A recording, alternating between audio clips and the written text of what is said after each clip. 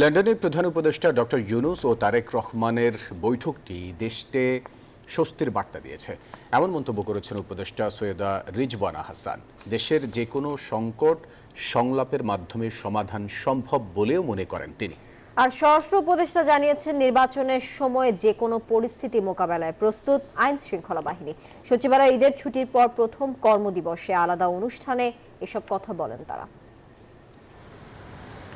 টানা 14 দিনের ঈদের ছুটি কাটিয়ে প্রথম কর্মদিবস সরকারি কর্মকর্তা কর্মচারীদের। ছুটি শেষে প্রথম দিন সচিবালয় ছিল না কাজের তাড়াহুড়ো। আর এই চাকরি 38 বছর পাই চলে, এই জীবনে এত লম্বা ছুটি না আমি আর জীবনে পাই নাই। অন্য সময় তো 3 দিন ছুটি ছিল, সময় পাওয়া যাচ্ছে না, ভালো হয়েছে। মোটামুটি পরিবার পরিজন নিয়ে বিভিন্ন বেড়ানো যাচ্ছে। ছুটি আমরা খুব ভালোভাবে কাটালাম, কারণ ভালোভাবে আমরা অবশ্যই সবাই উপস্থিত হয়েছি। রোববার সকাল 10টার আগেই সচিবালয়ে আসেন কয়েকজন উপদেষ্টা। এবার ঈদযাত্রা আগের বারের মতো ভালো না হলেও অস্বস্তির ছিল না বলে মন্তব্য করেন সড়ক উপদেষ্টা। প্রাণী সম্পদ উপদেষ্টা মনে করেন, পশু কোরবানি কিছুটা কম হলেও ঈদ ছিল সন্তুষ্টির। ফিটনেসবিহীন গাড়ি অনেক আছে, এগুলো অনেকগুলো বিকল হয়ে রাস্তা বন্ধ করে দেয়। ইমিডিয়েটলি ফিটনেসবিহীন এবং ওই যে মেয়াদ উত্তীর্ণ গাড়ির বিরুদ্ধে ব্যবস্থা নেওয়া হবে। নতুন গাড়ি নামানোর বিশ্বমানের থার্মিক্স রড, সালাম স্টিল থার্মিক্স, দেশের একমাত্র থার্মিক্স রড। সার্বিকভাবে মানুষ ভালোভাবে ঈদ করেছে, যদিও বড় গরু এবার বিক্রি হয়নি, তার মানে রাজনৈতিক গরু কোরবানি হয়নি আর কি।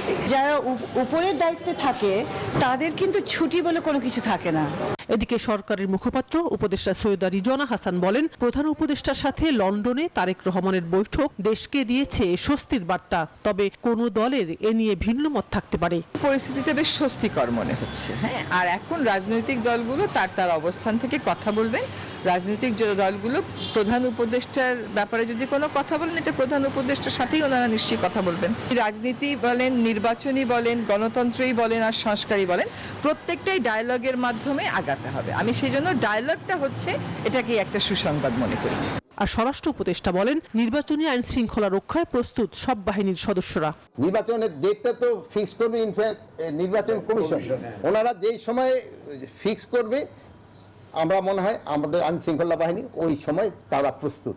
আইন শৃঙ্খলা সংক্রান্ত কোর কমিটির বৈঠক শেষে স্বরাষ্ট্র উপদেষ্টা আরও বলেন, সরকার একটি মানবিক পুলিশ বাহিনী তৈরি করতে চায়। শানাজি ইয়াসমিন, নিউজ 24, ঢাকা।